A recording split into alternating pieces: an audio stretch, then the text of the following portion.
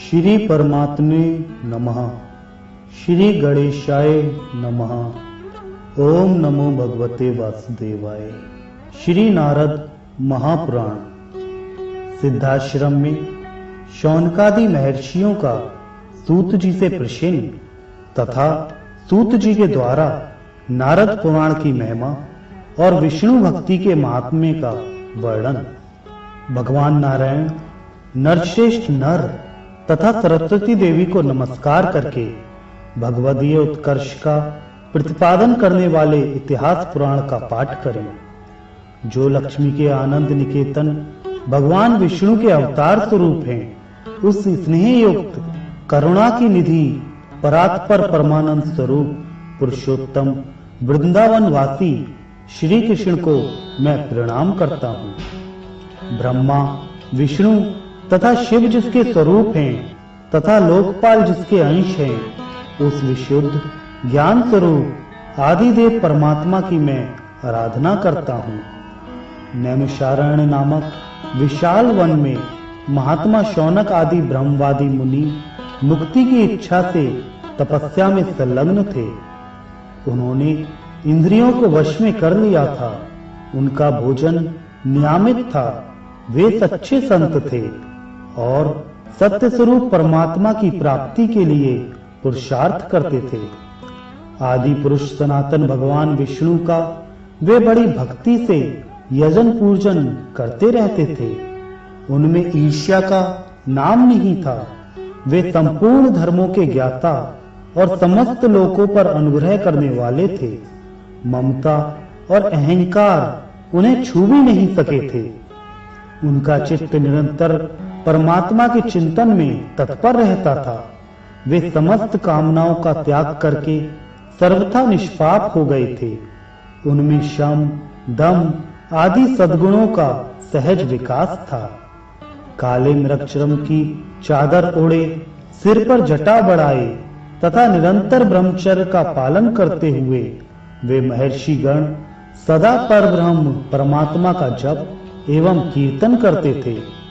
सूर्य के समान प्रतापी, धर्मशास्त्रों का यथार्थ तत्व जानने वाले वे महात्मा नैमिषारण्य में तप करते थे। उनमें से कुछ लोग यज्ञों द्वारा यज्ञपति भगवान विष्णु का यजन करते थे।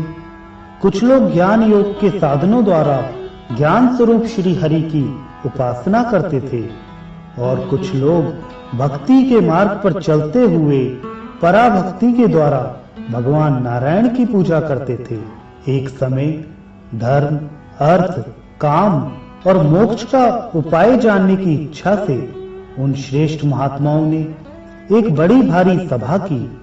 उसमें 26,000 ऊर्ध्वरेता मुनि सम्मिलित हुए। उनके शिष्य प्रशिष्यों की संख्या तो बताई ही नहीं जा सकती। पवित्र अंतःकरण वाले वे महातेजस्वी महर्षि लोकों पर अनुग्रह करने के लिए ही एकत्र हुए थे। उनमें राग और मात्स का अभाव था। वे शौनक जी से यह पूछना चाहते थे कि इस पृथ्वी पर कौन कौन से पुण्य क्षेत्र एवं पवित्र तीर्थ हैं। त्रिविध ताप से पीड़ित चित्त वाले मनुष्यों की मुक्ति कैसे प्राप्त हो सकती है। लोगों को भगवान विष्णु की अविचल भक्ति कैसे प्राप्त होगी तथा सात्विक, राजस और तामस वेद से 3 प्रकार के कर्मों का फल किसके द्वारा प्राप्त होता है। उन मुनियों को अपने से इस प्रकार प्रश्न करने के लिए उद्धत देखकर उत्तम बुद्धि वाले शौनक जी विनय से झुक गए और हाथ जोड़कर बोले। शौनक जी ने कहा, महर्षियों, पवित्र सिद्धाश्रम तीर्थ में पौराणिकों में श्रेष्ठ सूत जी रहते हैं। वे वहां अनेक प्रकार के यज्ञों द्वारा विश्व रूप भगवान विष्णु का यजन किया करते हैं। महामुनि सूत जी व्यास जी के शिष्य हैं। ये सब विषय अच्छी तरह जानते हैं। उनका नाम रोमहर्षण है। वे बड़े शांत स्वभाव के हैं और पुराण संहिता के वक्ता हैं। भगवान मधुसूदन प्रत्येक युग में धर्मों का ह्रास देखकर वेद व्यास रूप से प्रकट होते और एक ही वेद के अनेक विभाग करते हैं। विप्रगण, हमने सब शास्त्रों में यह सुना है कि वेद व्यास मुनि साक्षात भगवान नारायण ही हैं। उन्हीं भगवान व्यास ने सूत जी को पुराणों का उपदेश दिया है। परम बुद्धिमान वेद व्यास जी के द्वारा भली भांति उपदेश पाकर सूत जी सब धर्मों के ज्ञाता हो गए हैं। संसार में उनसे बढ़कर दूसरा कोई पुराणों का ज्ञाता नहीं है, क्योंकि इस लोक में सूत जी ही पुराणों के तात्विक अर्थों को जानने वाले सर्वज्ञ और बुद्धिमान हैं। उनका स्वभाव शांत है।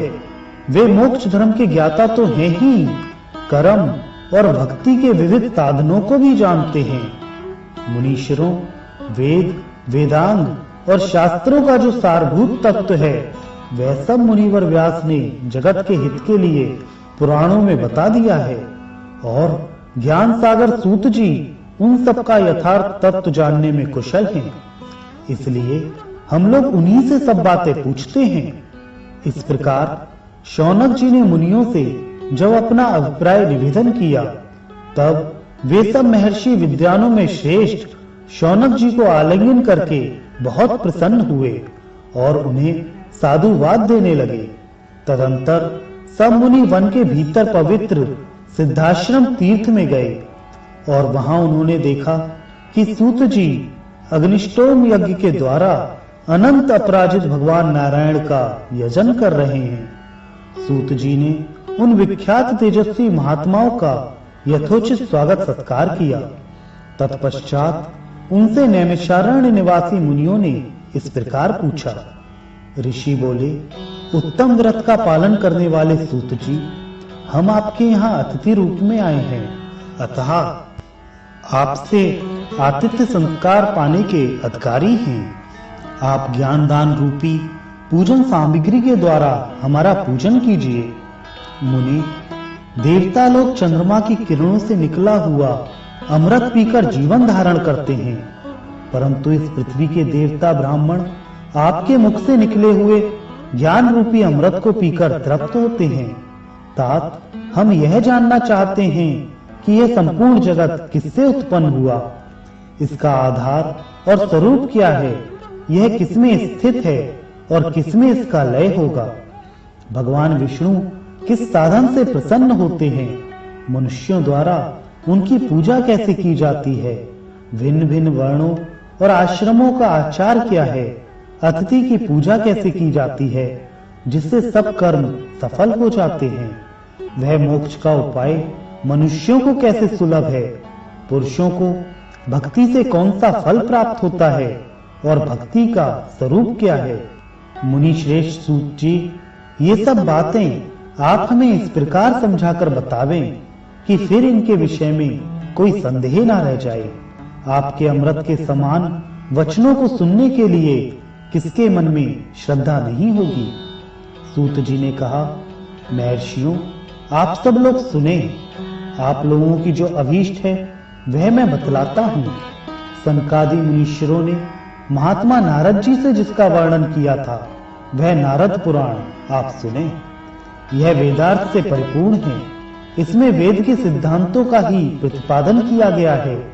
यह समस्त पापों की शांति तथा दुष्ट ग्रहों की बाधा का निवारण करने वाला है, दुस्वप्नों का नाश करने वाला, धर्म सम्मत तथा भोग एवं मोक्ष को देने वाला है। इसमें भगवान नारायण की पवित्र कथा का वर्णन है। यह नारद पुराण सब प्रकार के कल्याण की प्राप्ति का हेतु है। धर्म, अर्थ, काम एवं मोक्ष का भी कारण है। इसके द्वारा महान फलों की भी प्राप्ति होती है। यह पूर्व पुण्य फल प्रदान करने वाला है। आप सब लोग एकाग्रचित्त होकर इस महापुराण को सुने। महापातकों तथा उपपातकों से युक्त मनुष्य भी महर्षि व्यास प्रोक्त इस दिव्य पुराण का श्रवण करके शुद्धि को प्राप्त होते हैं। इसके एक अध्याय का पाठ करने से अश्वमेध यज्ञ का और 2 अध्यायों के पाठ से राजसूय यज्ञ का फल मिलता है। ब्राह्मणों, ज्येष्ठ के महीने में पूर्णिमा तिथि को मूल नक्षत्र का योग होने पर मनुष्य इंद्रिय संयम पूर्वक मथुरापुरी की यमुना के जल में स्नान करके निराहार व्रत रहे और विधि पूर्वक भगवान श्री कृष्ण का पूजन करे, तो इससे उसे जिस फल की प्राप्ति होती है उसी को वह इस पुराण के 3 अध्यायों का पाठ करके प्राप्त कर लेता है। इसके 10 अध्यायों का भक्ति भाव से श्रवण करके मनुष्य निर्वाण मोक्ष प्राप्त कर लेता है। यह पुराण कल्याण प्राप्ति के साधनों में सबसे श्रेष्ठ है। पवित्र ग्रंथों में इसका स्थान सर्वोत्तम है। यह बुरे सपनों का नाशक और परम पवित्र है। ब्रह्म ऋषियों इसका यत्न पूर्वक श्रवण करना चाहिए। यदि मनुष्य श्रद्धा पूर्वक इसके एक श्लोक या आधे श्लोक का भी पाठ कर ले तो वह महापातकों के समूह से तत्काल मुक्त हो जाता है। साधु पुरुषों के समक्ष ही इस पुराण का वर्णन करना चाहिए, क्योंकि यह गोपनीय से भी अत्यंत गोपनीय है। भगवान विष्णु के समक्ष किसी पुण्य क्षेत्र में तथा ब्राह्मण आदि द्विजातियों के निकट इस पुराण की कथा बांचनी चाहिए, जिन्होंने काम क्रोध आदि दोषों को त्याग दिया है, जिनका मन भगवान विष्णु की भक्ति में लगा है तथा जो सदाचार परायण हैं, उन्हीं को यह मोक्ष साधक पुराण सुनाना चाहिए। भगवान विष्णु सर्वदेवमय हैं। वे अपना स्मरण करने वाले भक्तों की समस्त पीड़ाओं का नाश कर देते हैं। श्रेष्ठ भक्तों पर उनकी स्नेह धारा सदा प्रवाहित होती रहती है। ब्राह्मणों, भगवान विष्णु केवल भक्ति से ही संतुष्ट होते हैं, दूसरे किसी उपाय से नहीं। उनके नाम का बिना श्रद्धा के भी कीर्तन अथवा श्रवण कर लेने पर मनुष्य सब पापों से मुक्त हो अविनाशी वैकुंठ धाम को प्राप्त कर लेता है। भगवान मधुसूदन संसार रूपी भयंकर एवं दुर्गम वन को दग्ध करने के लिए दावानल रूप हैं। महर्षियों, भगवान श्री हरि अपना स्मरण करने वाले पुरुषों के सब पापों का उसी क्षण नाश कर देते हैं। उनके तत्व का प्रकाश करने वाले इस उत्तम पुराण का श्रवण अवश्य करना चाहिए। सुनने अथवा पाठ करने से भी यह पुराण सब पापों का नाश करने वाला है। ब्राह्मणों, जिसकी बुद्धि भक्ति पूर्वक इस पुराण को सुनने में लग जाती है, वही कृतकृत्य है, वही संपूर्ण शास्त्रों का मर्मज्ञ पंडित है तथा उसी के द्वारा किए हुए तप और पुण्य को मैं सफल मानता हूँ, क्योंकि बिना तप और पुण्य के इस पुराण को सुनने में प्रेम नहीं हो सकता। जो संसार का हित करने वाले साधु पुरुष हैं, वे ही उत्तम कथाओं के कहने सुनने में प्रवृत्त होते हैं। पाप परायण दुष्ट पुरुष तो सदा दूसरों की निंदा और दूसरों के साथ कलह करने में ही लगे रहते हैं। द्विजवरों, जो नराधम पुराणों में अर्थवाद होने की शंका करते हैं, उनके किए हुए समस्त पुण्य नष्ट हो जाते हैं। विप्रवरों, मोहग्रस्त मानव दूसरे कार्यों के साधन में लगे रहते हैं, परंतु पुराण श्रवण रूप पुण्य कर्म का अनुष्ठान नहीं करते हैं। श्रेष्ठ ब्राह्मणों, जो मनुष्य बिना किसी परिश्रम के यहाँ अनंत पुण्य प्राप्त करना चाहते हो, उसको भक्ति भाव से निश्चय ही पुराणों का श्रवण करना चाहिए। जिस पुरुष की चित्तवृत्ति पुराण सुनने में लग जाती है, उसके पूर्व जन्मों पार्जित समस्त पाप निसंदेह नष्ट हो जाते हैं। जो मानव सत्संग, देव पूजा, पुराण कथा और हितकारी उपदेशों में तत्पर रहता है, वह इस देह का नाश होने पर भगवान विष्णु के समान तेजस्वी स्वर्ण धारण करके उन्हीं के परम धाम में चला जाता है। अतः विप्रवरों, आप लोग इस परम पवित्र नारद पुराण का श्रवण करें। इसके श्रवण करने से मनुष्य का मन भगवान विष्णु में संलग्न होता है और वह जन्म, मृत्यु तथा जरा आदि के बंधन से छूट जाता है। आदिदेव भगवान नारायण श्रेष्ठ, वर्णीय, वरदाता तथा पुराण पुरुष हैं। उन्होंने अपने प्रभाव से संपूर्ण लोकों को व्याप्त कर रखा है।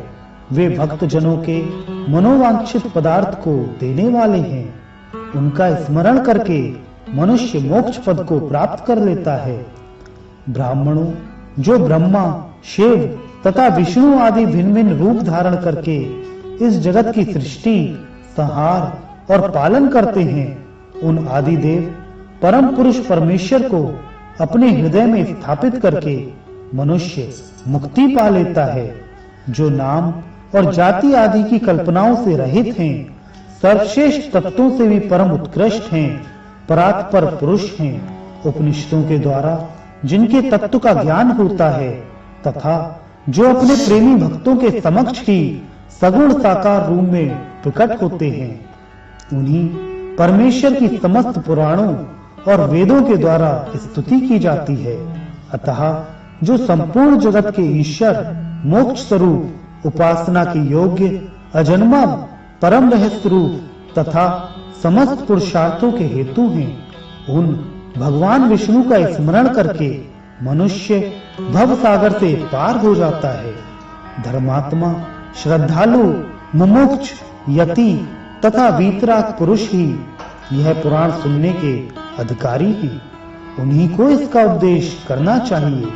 पवित्र देश में, देव मंदिर के सभा मंडप में, पुण्य क्षेत्र में, पुण्य तीर्थ में तथा देवताओं और ब्राह्मणों के समीप पुराण का प्रवचन करना चाहिए। जो मनुष्य पुराण कथा के बीच में दूसरे से बातचीत करता है, वह भयंकर नरक में पड़ता है। जिसका चित्त एकाग्र नहीं है, वह सुनकर भी कुछ नहीं समझता। अतः एक चित्त होकर भगवत कथा का अमृत पान करना चाहिए।